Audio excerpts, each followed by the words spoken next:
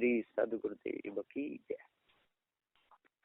सदगुरु श्री कबीर साहब जी पुकार के समझाते हुए कहते हैं कि समझाए समझे नहीं, पर हाथ आप बिकाए। मैं खींचत हूँ आपको, चला स्वयं पुर जाए। साहब कहते हैं कि मैं समझाने में कोई कसर नहीं छोड़ता। जहां जहां लोग अटकता है तो मैं अटक भी बताता हूँ, और जहां जहां लोग भटकते हैं तो मैं भटक भी बताता हूँ। अटक भटक बताने में जरा भी मैं कसर नहीं छोड़ता, और फिर भी लोग अटके रहें भटके रहें तो इसमें मेरा कोई दोष नहीं। मैंने तो अपना काम कर दिया। आगे कीच पड़ी हुई है, लोग जा रहे हैं, मैं उधर से आया, मेरा बताने का धर्म है भैया आगे कीच है, संभल के जाना, कहीं रपट नहीं जाना। और फिर भी यदि वो नहीं मान रहे, उसी कीच में होके निकल रहे हैं और रपट रपट के गिर रहे हैं तो मेरा कोई दोष नहीं है। फिसल फिसल के, रपटना का मतलब समझे ना, फिसल फिसल के गिर जाते हैं। जैसे कहीं सीढ़ियों पर काई लग जाती है और नीचे तालाब है, तालाब के आसपास में सीढ़ियां लगी हुई हैं और सीढ़ियों पर काई लगी हुई है, और लोग वह काई को साफ नहीं करते, बार बार नहाने जाते हैं और फिसल फिसल के गिरते हैं। किसी का पैर टूटता है, किसी का हाथ टूटता है, कहते हैं लंगड़ा लंगड़ा के चलते हैं। तो मैं उनको पूछता हूँ भैया ऐसा क्यों हो रहा है, क्यों लड़वा रहे हो? अरे नहाने गए थे ताल में, पैर फिसल गया, टूट गया, क्या करे, बहुतों का टूट गया। तो कबीर साहब कहते हैं भैया सीढ़ियों पर काई है, जंग लगी हुई है, अब उसको पहले सफाई कर लो साफ। अब काई साफ हो जाएगी तो फिसलन मिट जाएगी, और मिट जाएगी तो आप आराम से नहाओगे, फिर फिसलने का डर नहीं रहेगा। अब लोग नहाना भी चाहते हैं और काई छुड़ाना नहीं चाहते हैं, और फिसलने से बचना भी चाहते हैं, तो ऐसा तो होगा नहीं। यदि फिसलने से बचना है तो वो काई छुड़ानी पड़ेगी, फिसलने से बचना है तो वो कचरा पड़ा हुआ है, जो कीच पड़ी हुई है, उसको कीच को धोना पड़ेगा, हटाना पड़ेगा, तब फिसलन से बचेंगे। और बार बार फिसल फिसल के गिरते रहते हैं, हाथ पैर टूटते रहते हैं, लेकिन विचार ही नहीं करते कि फिसलने का कारण क्या है। फिसलने का कारण वो कीच है, वो कीच हट जाएगी तो नहीं फिसलेंगे। इसी प्रकार से बार बार फिसलने का कारण ये खानी जाल, विषय वासना, मोह मत आसक्ति, ये है। बार बार ये मनुष्य जीव आता है मनुष्य खानी में, और बार बार विषय वासना में लग करके फिसल जाता है, और फिसल करके धड़ाम सीधे उसी तालाब में जाके गिरता है, और फिर निकलता है उस तालाब में से, और तालाब में से निकल करके और फिर नहा धो करके फिर फंस जाता है विषय वासना, और फिर फिसलता है, फिर धड़ाम सीधे गिरता है उसी तालाब में। इसी प्रकार से जो मनुष्य जन्म में आता है और आकर के बार बार फिसल फिसल करके विषय वासनाओं में गिर जाता है, इस संसार में गिर जाता है, और फिर निकल के आता है, चढ़े आता है, ऊपर आ जाता है, फिर मनुष्य जन्म में आ जाता है, और फिर फिसलता है, और फिर जाकर के गिर जाता है तीनों खानियों में, कहीं पशु खानी में, पक्षी खानी में, उसमज खानी में फिसलता रहता है। यदि इस काई को मिटा दे, छुड़ा दे विषय वासना रूपी काई को, तो फिर नहीं फिसलेगा। तो ये काई ये है, और ये काई भ्रम भूल कल्पना बार बार आता है, बार बार 4 वेद 6 7 18 पुराणों को पढ़ता है, और बार बार इस ब्रह्म परमात्मा की कल्पना में लग जाता है, और बार बार फिसल जाता है, सड़ाक फिसलता रहता है, भ्रम भूल कल्पना में लग करके जड़ाध्यासी बनता है। मानो जन्म में आकर के और फिसल जाता है, एकदम पत्थर पूजा में लग जाता है, और फिर उसको छोड़ता है, पता चलता है कि ये तो जड़ है, और छोड़ता है, तब तो शरीर छूट जाता है, और फिर फिसलता है, और फिर उसी में जाके गिरता है, फिर इस ब्रह्म परमात्मा देवी देवता है, हरे कृष्ण हरे राम, इसमें फिर लग जाता है, श्री कृष्ण गोविंद हरे मुरारी, हे नाथ नारायण वासुदेव। अपने कर्मों को नहीं सुधारता। अब नाम रटने से क्या होगा? नाम रटता रहे, कर्म न सुधारे तो उससे क्या होगा? यदि किसी महापुरुष का नाम ही लेता है कर्म सुधार करके तो कुछ भला भी होगा, और नाम को रटता है और काम करता नहीं ठीक, नहाना भी ताल में चाहता है, फिसलन से बचना चाहता है, काई को छुड़ाना नहीं चाहता। इसी प्रकार से मुक्त होना चाहता है, विषय वासना भ्रम भूल कल्पना को मिटाना नहीं चाहता है, तो कैसे मुक्त होगा? नहीं होगा।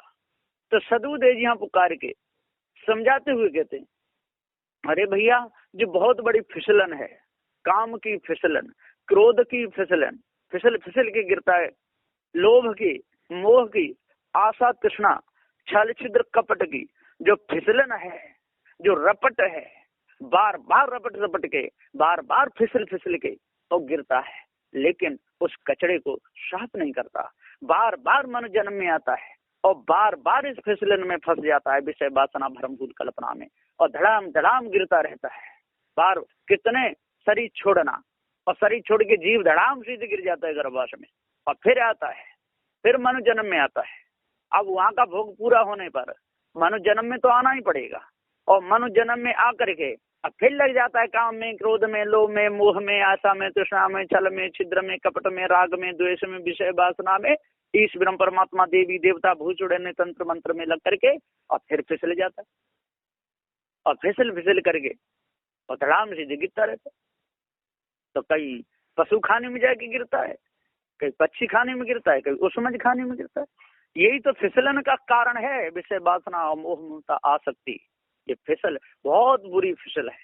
जो फिसल है वो जाने, जिसका पैर टूटा है फिसलन में लग करके वो जानता है उस फिसलन का दुख। इसी प्रकार से जब पार ज्ञान हो जाता है, जड़ चेतन का ज्ञान हो जाता है, तब पता चलता है उस फिसलन के दुख को। नहीं तो तब तक तो हम इसी में फंसे रहते हैं। विवाह शादी करना, स्त्री को घर में लाना, यही पुण्य का फल है, बच्चे पैदा करना यही हमारा धर्म है, इसी के लिए हम आए, परमात्मा ने हमें इसीलिए बनाए, स्त्री बनाई है बच्चे पैदा करने के लिए, इसी तरह पुरुष बनाया है उसके द्वारा बच्चे पैदा हों, यही मानव धर्म है, ये रीत रिवाज है, इसी रीत रिवाज में रहना चाहिए, इससे अलग नहीं होना चाहिए। जो इससे डर के भाग जाता है वो डरपोक माना जाता है। अखाड़ा छोड़ करके जो पहलवान भाग जाए वो निवल कमजोर माना जाता है। इसी प्रकार ये अखाड़ा है, मनु जन्म में आना, विवाह शादी करना, बच्चे पैदा करना। अरे क्यों डर के भागना, ये तो अखाड़ा है। और जो डर के भाग जाते हैं ये डरपोक हैं। इसलिए कोई कोई लोग तो बहुत हंसी उड़ाते हैं साधु संतों की, और उल्टी सीधी बात कहते हैं, उल्टा सीधा बोलते रहते हैं कि पहले ही लंगोटी और डोल रहे हैं वैसे ही खाने के लिए इधर उधर चाट रहे हैं। कोई कोई तो सीधा ही कह देते हैं कि गान में देली चिरी और रोटी खामे फिरी। इनको बिल्कुल शर्म नहीं है, कैसे ढूंढते लट्ठा कट्ठा से। अरे कहीं काम करें, कहीं फामड़ा चलाएं, कहीं ऐसा करें, ये करें वो करें, बहुत से लोग बोल देते हैं। उन्हें पता ही नहीं है कि इसका महत्व क्या है। अरे जरा छोड़ के तो देखो, तब पता चलता है। पकड़ने में सबको आनंद आता है और छोड़ने में सबको दुख होता है, और जो छोड़ देते हैं उनको लोग कायर कहते हैं। कैसी उल्टी चीज है। पकड़ने में लोगों को बहुत आनंद आता है, जितना पकड़ते हैं उतना ही आनंद आ जाता है ना। जितनी खुजली मचती है शरीर में और जितना खुजाया जाता है उतना ही आनंद आता है। और जब आप खुजली को खुजाना बंद करते हैं तो तब उसमें जलन होती है, बड़ी विकलता होती है, और फिर खुजाने लगते हैं, फिर आनंद आता है। तो बार बार खुजली को खुजाते रहते हैं और बार बार आनंद आता रहता है, और बार बार दुखी होते रहते हैं। इसी तरह बार बार मनुष्य जन्म में आते रहते हैं और बार बार विषय वासना भ्रमभूत कल्पना में फिसले जाते हैं, और बार बार जाकर के उस मज खानी में, पशु खानी में, पक्षी खानी में, मनुष्य खानी में गिरते रहते हैं। धड़ाम धड़ाम जिस प्रकार से जब सीढ़ियों पर काई लग जाती है और नहाने वाले नहाते हैं और फिसल फिसल करके धड़ाम धड़ाम गिरते हैं। बड़े बूढ़े तो बेचारे चढ़ ही नहीं पाते, उसी पैर हाथ पैर टूट जाते हैं। लेकिन उस काई को कोई साफ करना नहीं चाहता, कारण नहीं समझ रहे लोग फिसलने का, लेकिन लगे हुए हैं जय राम, हे श्याम, हे बचाओ, हे भगवान। बड़े बहुत शोर मच रहा है, राधे राधे राधे राधे श्याम श्याम बहुत चिल्ला रहे हैं, लेकिन उस मर्म को नहीं जान रहे। अरे मर्म को जानो, विषय वासना को त्यागो, भ्रम भूल कल्पना को त्यागो, इनको दूर करो, छल कपट को दूर करो, राग द्वेष को दूर करो। गलती है तेरे हिसाब में, सदगुरु का दोष नहीं है। सदुदेव ने तो सत्य न्याय की बात बता दी, जड़ चेतन का पूरा भेद बता दिया, पूरा आर पार का मैदान बता दिया। और फिर भी यदि हम न माने, उसी धारा पे चलना चाहें, उसी लकीर के फकीर बनना चाहें, लकीर को छोड़ना नहीं चाहें, अलग से अपना रास्ता बनाना नहीं चाहें, सत्य न्याय निर्णय पे चलना नहीं चाहें, तो इसमें सदगुरु का कोई दोष नहीं है। इसलिए यदि आप लोगों को बचना है भ्रम भूल कल्पना से, विषय वासना से और विषय वासना रूपी फिसलन से और भ्रम भूल कल्पना रूपी फिसलन से यदि आप लोगों को बचना है तो आपको सत्य निर्णय अपनाना पड़ेगा, तन मन वचन सब शुद्ध करना पड़ेगा। नाली का पानी यदि निकालना है तो नाली का कचरा हटाना ही पड़ेगा। यदि नाली का कचरा नहीं हटाओगे तो नाली में कचरा जम जाएगा, नाली का पानी ऊपर रोड पर आ जाएगा और फिर आप फोन करोगे, इधर उधर सफाई कर्मी आएंगे, फिर नाली का जो कचरा हटाएंगे तब पास होगा। इसी प्रकार से सदुदेव जी पुकार कहते बार बार नाली में कचरा जमता रहता है और बार बार उबल उबल करके ऊपर आता रहता है, जगह गंदी होती रहती है। तो बार बार हम इस मनु जन्म में आते हैं और बार बार विषय वासना भ्रम भूल कल्पना रूपी कचरा जम जाता है और बार बार हम विषय भोगों में फंस फंस करके गिरते रहते हैं। और जब हम उस कचड़े को, विषय वासना भ्रम भूल कल्पना को अपने अंदर से निकाल देंगे फिर आवागमन मिट जाएगा। फिर कभी भी ये जीव अविनाशी पशु पक्षी उस मज खानी और मनुष्य खानी में भी नहीं आएगा। चारों कानियों के जब संस्कार जब मिट जाएंगे फिर जीव मुक्त हो जाएगा, फिर सदा सदा के लिए मुक्त होगा। इसकी कोई अवधि नहीं कि इतने दिन तक मुक्त रहेगा, फिर मनुष्य जन्म में आएगा।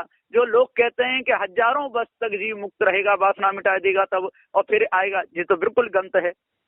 जब वासना जब मिट जाती है फिर कभी भी जीव माँ के गर्भ में नहीं आता, वो तो पूर्ण वासना मिटती है।